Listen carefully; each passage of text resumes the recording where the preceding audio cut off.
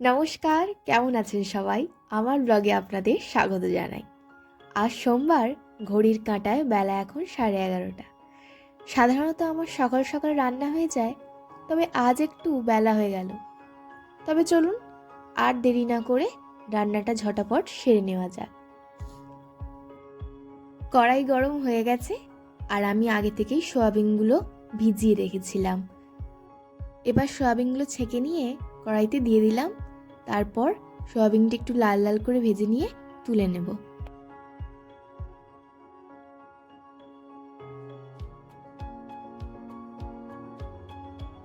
সয়াবিনগুলো লাল লাল করে ভাজা হয়ে গেছে, সয়াবিনগুলো তুলে নিচ্ছি। এরপর কড়াইতে পরিমাণ মতো তেল দিয়ে তেলটা গরম হয়ে যাওয়ার পর তাতে সামান্য পরিমাণে হলুদ গুঁড়ো ও সামান্য নুন দিয়ে নিচ্ছি। তারপর আলুগুলো তুলে নিচ্ছি।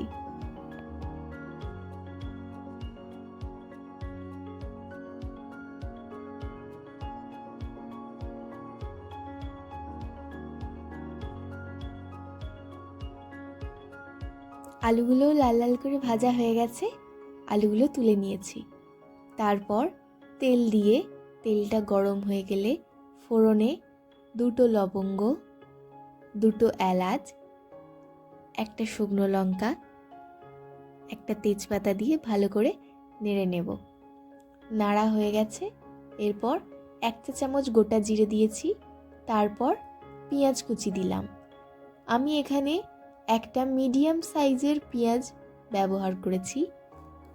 পরিমাণ মতো আদা বাটা দিয়ে মশলাটা ভালো করে কষিয়ে নেওয়ার পর ভেজে রাখা আগে থেকে আলুগুলো দিয়ে দিচ্ছি।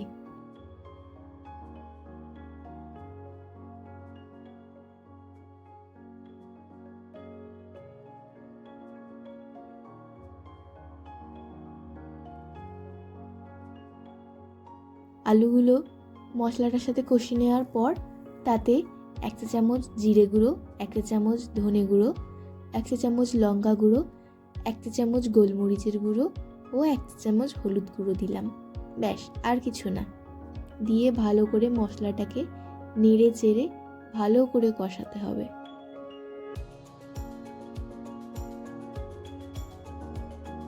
সয়াবিনগুলো দিয়েও একবারে কষিয়ে নিচ্ছি। সয়াবিনগুলো দিলাম কারণ সয়াবিনগুলোর ভেতরে যাতে মশলাটাও ঢোকে আর খেতে আরও সুন্দর হয়। এরপর স্বাদ মতন নুন ও স্বাদ মতন চিনি দিয়ে নিচ্ছি।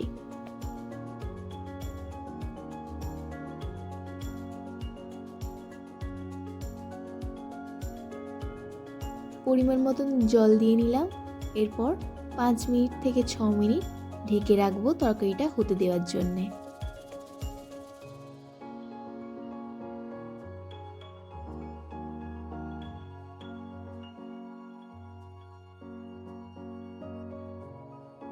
পাঁচ মিনিট হয়ে গেছে, অল্প একটুখানি নেড়ে চেড়ে দেখে নিচ্ছি যে হয়েছে কিনা। হ্যাঁ, চলুন, হয়ে গেছে। এরপর অল্প একটুখানি সস দিয়ে নিচ্ছি ওপর থেকে, যাতে ঝোলটা একটু ঘনত্বটা বাড়ে, তাতে খেতেও সুন্দর লাগে, বেশ স্বাদ হয়। এরপর 2-3 মিনিট আরও ফুটতে দেওয়ার জন্য ছেড়ে দিলাম। চলুন, তরকারি হয়ে গেছে, তরকারিটা নামিয়ে নেওয়া যাক।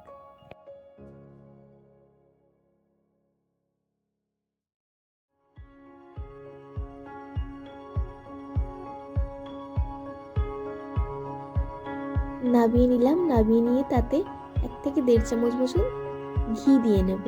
ঘিয়েতে স্বাদটা বেশ সুন্দর হয়।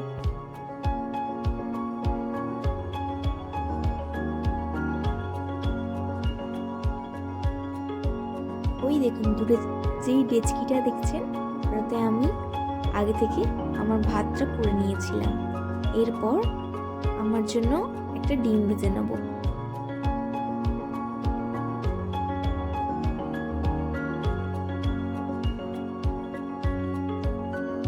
জানেন, যখনই আমি রান্না করি আমার মায়ের হাতের স্বাদটা আমার খুব মনে পড়ে।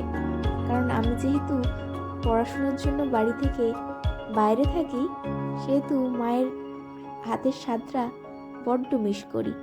আপনারাও যারা আমার মতনই বাড়ির বাইরে পড়াশোনার জন্য থাকেন, তারা এই অনুভূতিটা খুব বুঝতে পারে।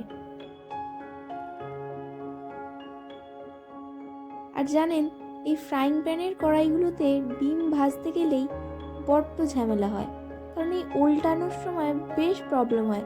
আর আমার কাছে ডিম ভাজার জন্য আলাদা করে কোনো জিনিস নেই, তাই এই কড়াইতেই করে নিই। চলুন এবার আমিও ভাতটা বেড়ে নিই আর খেতে বসে পড়ি। তাহলে চলুন, আজ আসি, দেখা হবে পরবর্তী ব্লগে। ব্লগটা কেমন লাগলো অবশ্যই আমাকে জানাবেন একটি কমেন্টে, আর ব্লগটা ভালো লাগলে একটা লাইক করে দেবেন।